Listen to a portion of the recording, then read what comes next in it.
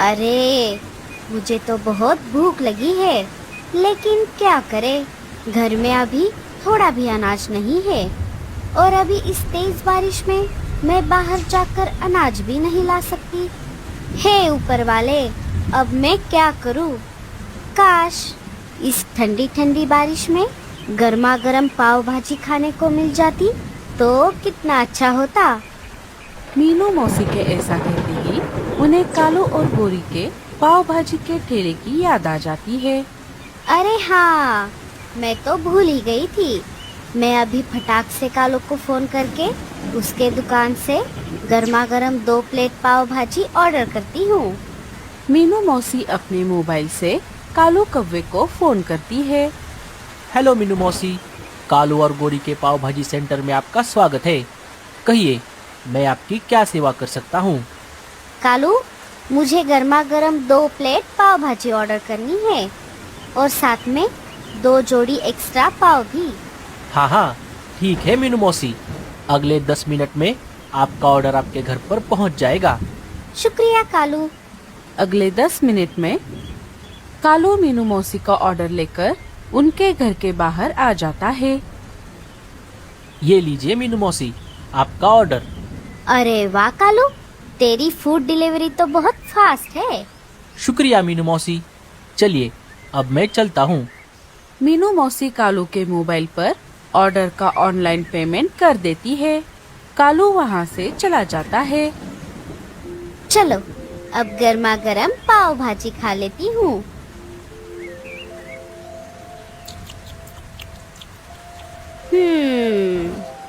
Test उतना अच्छा तो नहीं है, लेकिन कोई बात नहीं, मेरा पेट भर जाएगा, बस यही काफी है। कुछ दिन बीत जाते हैं। फिर एक दिन दोपहर के समय मीनू मौसी अनाज लेकर अपने घर की तरफ जा रही थी। जब वो बुलबुल के घर के पास से गुजर रही थी, तब उन्हें भूरा और रीमा बुलबुल के घर के खिड़की से अंदर जाते हुए दिखाई दिए। अरे, बुलबुल तो 2 दिन पहले अपने माँ से मिलने जंगल से बाहर गई है। फिर ये भूरा और रीमा उसके घर में घुसकर क्या कर रहे होंगे? हाँ, वो जरूर चोरी कर रहे होंगे। मैं उन्हें अभी सबक सिखाती हूँ। मीनू मौसी बुलबुल के घर के खिड़की के पास आ जाती है।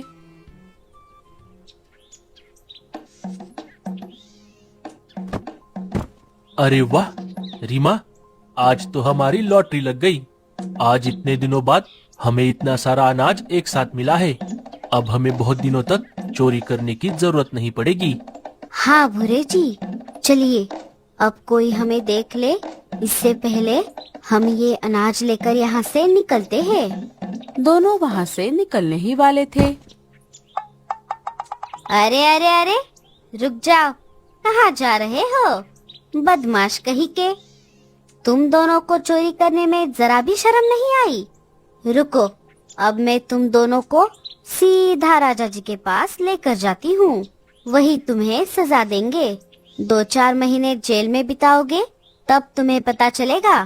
नहीं नहीं मीनू मौसी, आप ऐसा मत करो। हम ये अनाज यहीं पर छोड़ देते हैं और यहाँ से चले जाते हैं। हम आपसे वादा करते हैं, आगे से हम कभी भी चोरी नहीं करेंगे। नहीं रीमा, तुम झूठ बोल रही हो। अगर मैंने तुम दोनों को छोड़ दिया तो तुम दोनों फिर से चोरी करोगे। नहीं मीनू मौसी, हमें छोड़ दो। अब आप ही बताओ, हम क्या करें?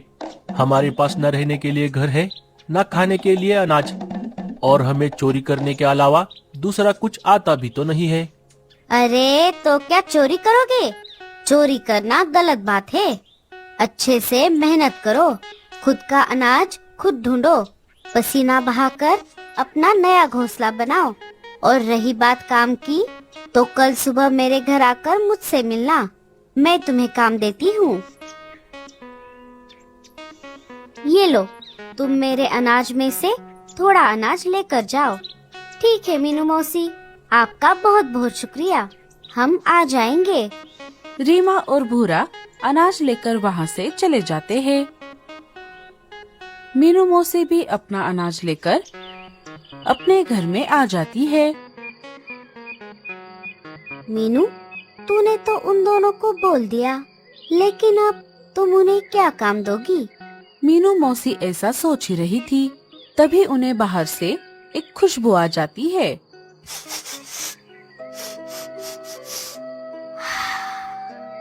अरे वाह वाह वाह वाह, अब ये खुशबू कहाँ से आ रही है? मीनू मौसी घर के बाहर आ जाती है। अरे वाह, ये खुशबू तो लाडो के घर से आ रही है। लगता है लाडो आज कुछ स्पेशल बना रही है। मैं जाकर देख कर आती हूँ। मीनू मौसी समय ना गवाते हुए लाडो के घर में आ जाती है। अरे ओ लाडो, ये तुम क्या बना रही हो? इसकी खुशबू पूरे जंगल में फैल गई है। मीनू मौसी, आज मैं पाव भाजी बना रही हूँ। बहुत दिनों से मेरा और बच्चों का पाव भाजी खाने का मन कर रहा था। अच्छा, तो ऐसी बात है।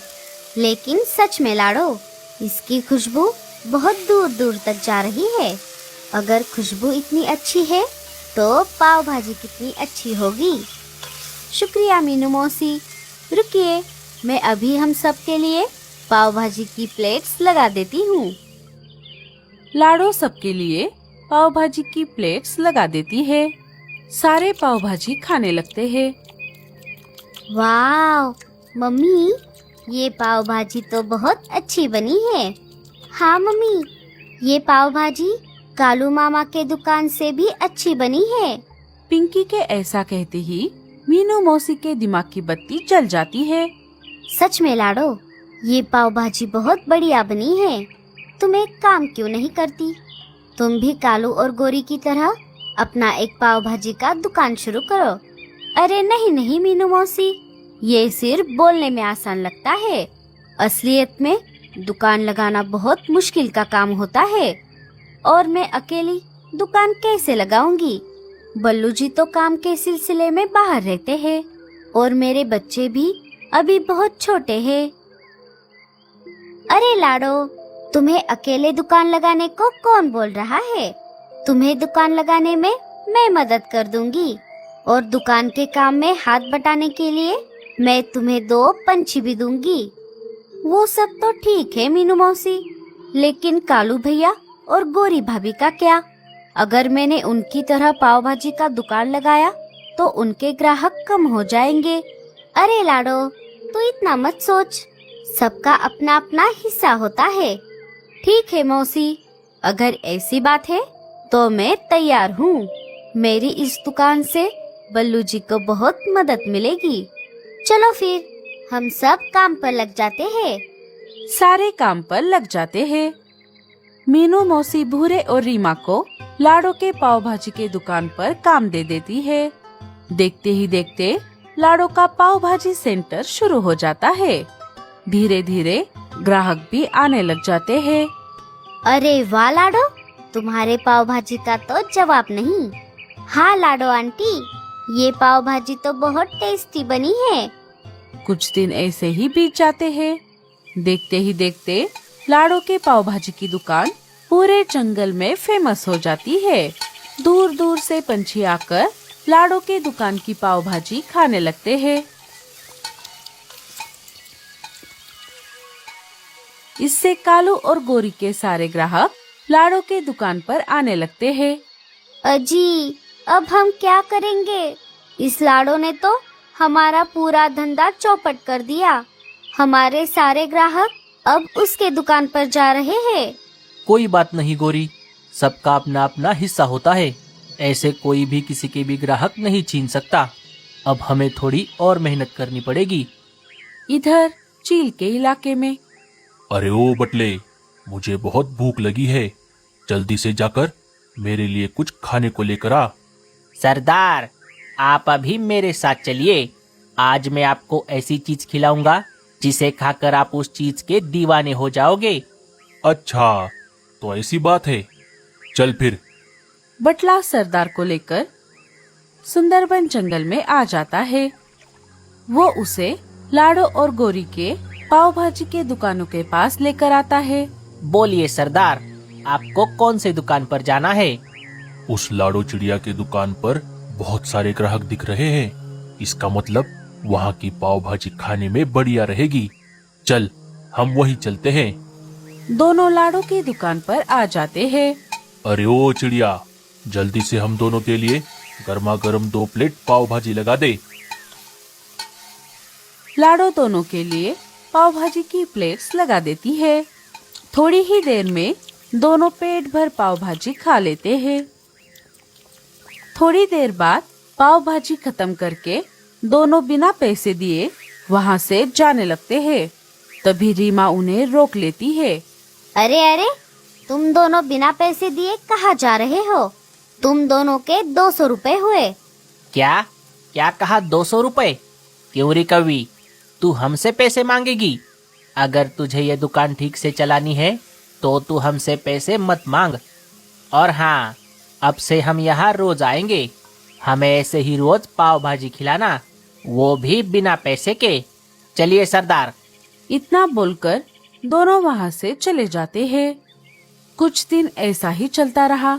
बटला और सरदार रोज आकर बिना पैसे दिए पाव भाजी खाने लगे।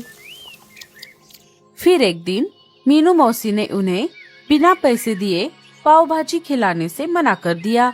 उस पर वो दोनों गुस्सा हो गए और दुकान की तोड़ फोड़ करने लगे। नहीं नहीं, आप दोनों ऐसा मत करो, मेरे दुकान को मत तोड़ो। दोनों दुकान को तोड़कर वहाँ से चले जाते हैं। अरे वाह, ये तो बहुत अच्छा हुआ। सांप भी मर गया और लाठी भी नहीं टूटी। बेचारी लाड़ो, हमें उसकी मदद करनी चाहिए थी। उसके साथ बहुत बुरा हुआ। कुछ दिन और बीत जाते हैं। इधर फिर से चील के इलाके में। अरे ओ बटले, मुझे फिर से भूख लगी है। मेरा फिर से वो पाव भाजी खाने का बहुत मन कर रहा है। लेकिन सरदार, हमने तो उस चिड़िया का दुकान तोड़ दिया। अब हम कहाँ से पाव भाजी खाएंगे? अरे बटले, क्या तू भूल गया? सुंदरबन जंगल में पाव भाजी का एक और दुकान है। चल हम वहाँ जाते हैं। दोनों वहाँ से निकलकर सीधा कालू और गोरी के पाव भाजी के दुकान पर आ जाते हैं। अरे ओ कौवे के पिल्ले, जल्दी से हम दोनों के लिए 2 प्लेट पाव भाजी लगा। दोनों वहाँ पर भी भरपेट पाव भाजी खाने लगते हैं। पाव भाजी खाने के बाद दोनों बिना पैसे दिए वहाँ से भी जाने लगे। तभी कालू उन्हें रोक लेता है। चील भाई, हमें ये पाव भाजी बनाने में बहुत मेहनत करनी पड़ती है और इसका ज्यादातर सामान हमें बाहर से खरीद कर लाना पड़ता है। अगर आप ऐसे ही बिना पैसे दिए जाओगे तो हमारा नुकसान हो जाएगा, इसलिए आपको पैसे देने पड़ेंगे। क्या क्या कहा, पैसे? क्यों रे कौवे के पिल्ले, क्या तुझे पता नहीं हमने उस लाड़ो के दुकान का क्या हाल बनाया था? क्योंकि उसने भी तेरी तरह पैसे मांगे थे। वो सब मुझे पता है चील भाई, लेकिन ये तो हमारे साथ अन्याय है। आपको पैसे देने ही पड़ेंगे। लगता है तू ऐसे नहीं मानेगा। चील और बटला कालू के भी दुकान की तोड़फोड़ करने लगे।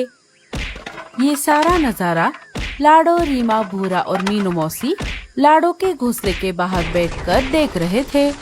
जैसे ही उन्होंने देखा कि चील और बटला कालू और गोरी के दुकान की तोड़फोड़ कर रहे हैं, वो सारे वहाँ पर आ गए। रुक जाओ, हम तुम्हें ये दुकान नहीं तोड़ने देंगे। अच्छा, तो तुम सब हमें रोकोगे? मैं तुम्हें अभी बताता हूँ।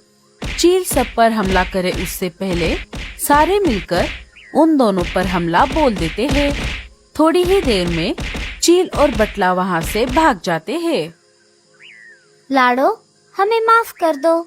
जब वो दोनों तुम्हारा दुकान तोड़ रहे थे तब हमने तुम्हारी मदद नहीं की, लेकिन आज तुम सबकी वजह से हमारा दुकान बच गया।